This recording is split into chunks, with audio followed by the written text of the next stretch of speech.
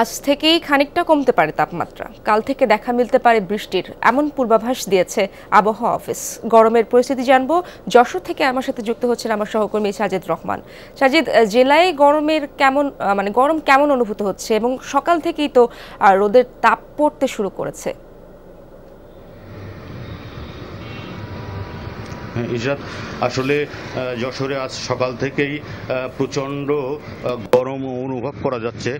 বিশেষ করে কোনো বাতাস নেই, গাছের কোনো পাতা নড়ছে না। সাধারণ খেটে খাওয়া মানুষ তারা আসলে অনেক কষ্টে আছে।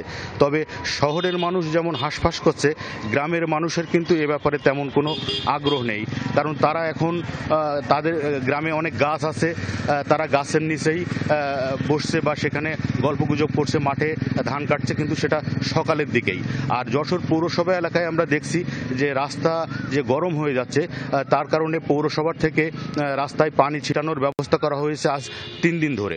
এবং যারা শ্রমজীবী মানুষ, যারা খেটে খাওয়া মানুষ, বিশেষ করে ইজি বাইক চালক বা রিক্সা চালক, তারা সারাদিনই মূলত খুব কষ্টে আছেন। সকালের দিকে এবং বিকালে তারা মূলত যাত্রী পাচ্ছেন, কারণ শহরে যান চলাচল কম হচ্ছে এবং মানুষের উপস্থিতিও আমরা কম দেখছি।